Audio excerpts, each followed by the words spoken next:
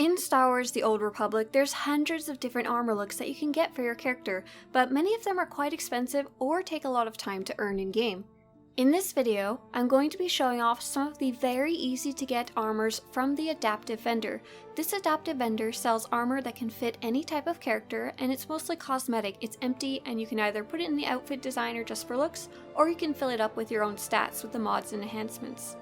This Adaptive Vendor is located on the Imperial or Republic fleet, and you can find them in the corner of the supplies section on the map.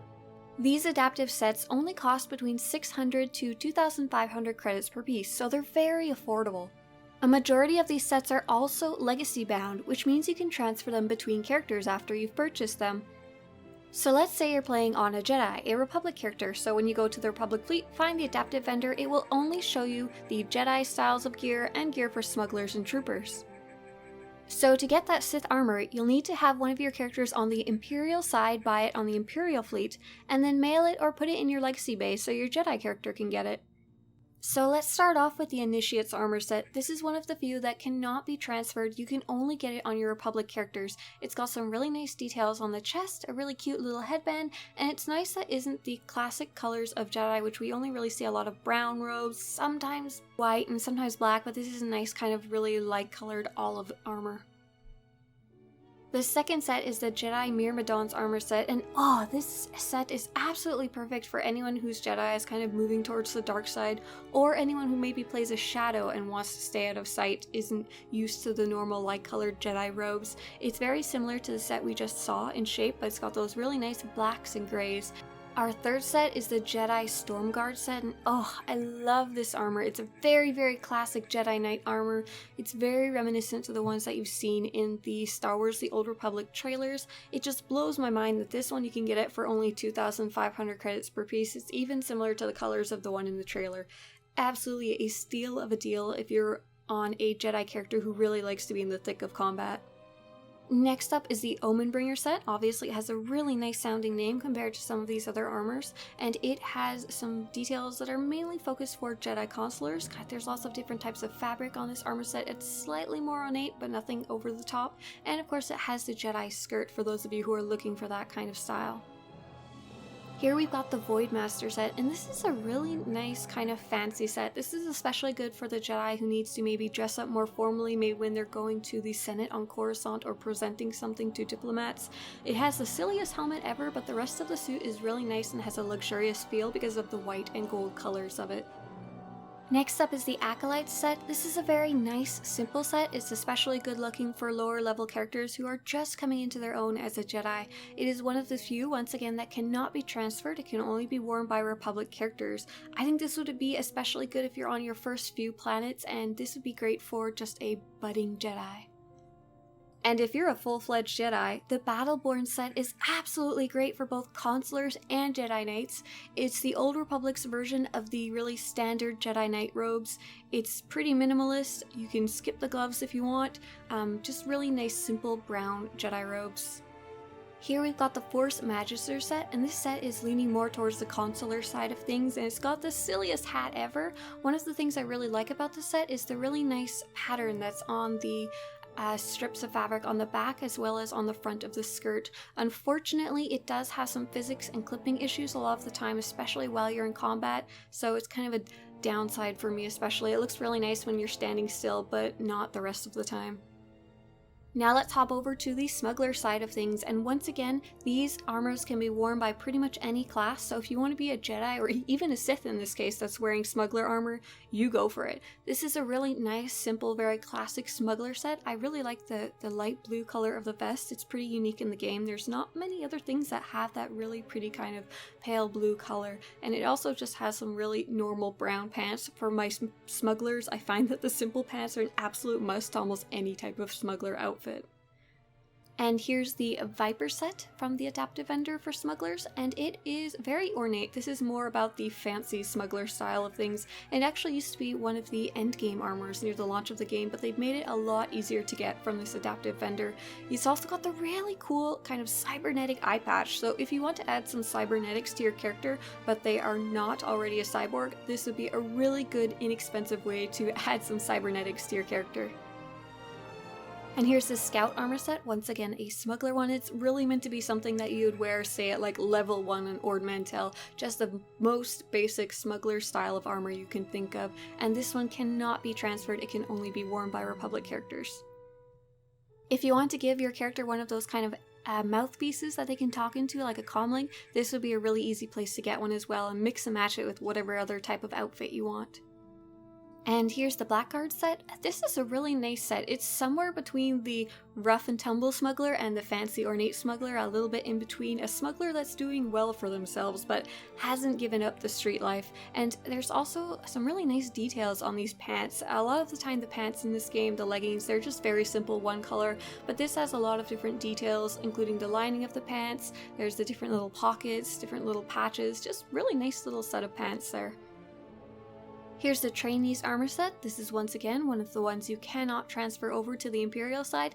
It's a really nice, super simple, early level Republic Trooper kind of set. It's got the classic Havoc Squad orange and white colors, and this would be something maybe you pick up on Ord Mantell when you're starting to level your trooper. And here's the TALON set from the Republic Adaptive Vendor. This is very similar to the one we just saw, just a different variation of colors and a very silly looking hat. And this is really good for the trooper who's probably going to be out more in the field. It gives you a little bit more camouflage than the bright white and orange set does. And here's another trooper set, the Phalanx set, and oh, I really like this armor. This used to be one you could pick up while leveling as a trooper, I think somewhere around Terrace or somewhere else where you would really want some camouflage for green, and it's a really nice trooper set. Once again, it's a steal of a deal for only 2,500 credits per piece, and you can even transfer it over to the Imperial side if you want to play a rogue trooper. And lastly, one of my favorite styles of armor in the entire game, the Colossus set. This actually used to be a quite rare drop out in the world. Now they've made it really easy to get from the Adaptive Vendor. Once again, only 2,500 credits per piece. There's a version on the cartel market that you can pay cartel coins for, and it doesn't have the helmet and it doesn't have the backpack. So if you don't mind the big bulky backpack, this is an absolute great deal for you to get the adaptive version. Now let's get to the Imperial side of things. Much like before, if you want to wear these on your Jedi, most of the time you can buy them on your Imperial character and transfer them over. In this specific armor set, the ACOLYTE set, this is one of the few that cannot be transferred. Oh, I really like this set. A lot of the Sith sets are simply black or red or a really dark purple, very evil colors. I really like this set because it has that nice pale blue color, kind of teal, and it also has a kind of lighter purple than is used on most of the Sith. I think it fits really well with a Sith Inquisitor style, kind of arcane magic and stuff like that. And here's the Blade Tyrant set. Really nice, very simple combat-oriented set. It's got the classic black and red colors for the Sith. It'd be really good, I think, for a Sith warrior who wants a little more maneuverability and less of the crazy heavy armor that we sometimes see combat Sith with. It also would be good for a Sith Inquisitor who does want a little more armor. Here we've got the Grand Inquisitor, and this set has so many nice things going on for it. First off, obviously the nice purple color. Sith Lords don't get a lot of color in their life, so I'm always a fan of adding some in. Matches your Sith Lightning if you're a Sith Inquisitor. It has some really cool kind of feather-like splatter pattern on the skirt, and it also has a little bit around the top of the shirt. Keep in mind though, on a female character it will kind of show the belly button abdomen area, and on a male character it will show more of that purple wrap pattern all the way around down there, so you won't be, you'll be belly button free if you're on a male character. And here's the Initiate set. Once again, it's one of those armors that you can only wear Imperial side, and it has that very classic dark purple feeling for the Sith. Really good on a Sith Inquisitor who doesn't want to dress as ornate, or a Sith warrior who wants to keep their armor very simple so they have a lot of maneuverability. And here's the Saber Marshal set. This is one of my very well liked sets. I think this would work very well for either a Sith Inquisitor or a Sith Warrior. It's very dark with the very small red highlights. Really good for intimidation, I would say. Next up is the Sith Annihilator set. This actually looks like a fairly expensive set compared to the price that you pay for it. Once again, 2,500 credits per piece. It's got the fairly unique helmet. It's got lots of pieces that are kind of reminiscent of Darth Vader's armor, lots of technical bits and pieces built into this armored suit. Next up is the Sith Archon set, and this set is actually quite similar to what you might see the Imperial Guard, the Emperor's Guards, wearing. It has the dark red color, and it also has these shoulder pads that are very important to their uniformed look. If you like a little bit of color but didn't want to go too crazy, this would be a nice set. It also has the very unique headpiece where it looks like you've got dagger claws coming out of your mouth. Here's the Supreme Inquisitor set. You may actually recognize it. It's also available on the Republic side, so you don't even have to transfer it over if you like this armor.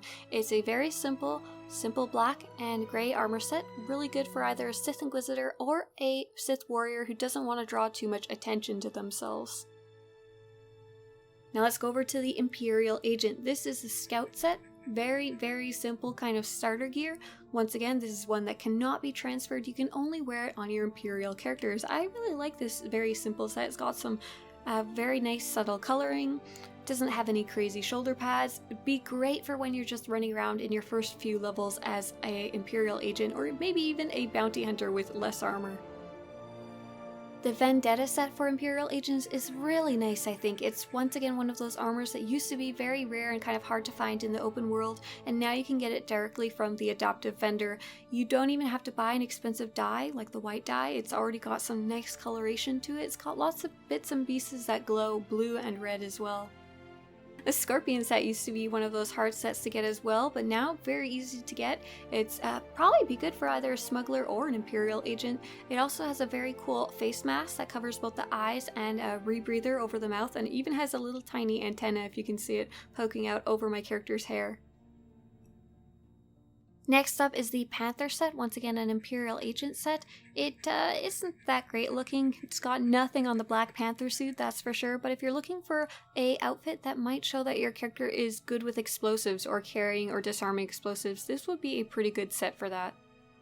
And now we're moving over to the Bounty Hunter and Mandalorian style of armors. This Hellfire set is gorgeous. It is once again one of those armors that used to be very rare, now you can get very easily. It's got some really nice rough and tumble details like the dents and the scratch all over the leg plates.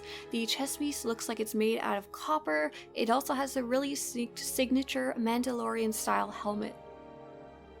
And if you're looking for something for your bounty hunter that's a little less high profile, you can pick up the Imperator set. This would be a very dusty, dirty kind of set. A lot of like what you see in the Star Wars movies, characters that are in the background. It also has a very cool face mask, so no one will ever see anything but your eyes when you're on a mission. And if you're looking for the more clean style of Mandalorian armor, the HYDRA set is really good looking, really clean, has some really nice light blue and white coloration, and it's got the other style of helmet that's really bounty hunter-ish.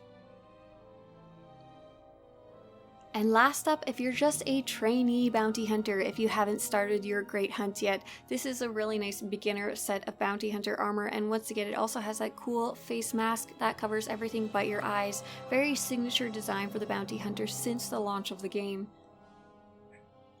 And there you go, that's 32 different, really easy to get, really inexpensive armor sets for your character in Star Wars The Old Republic.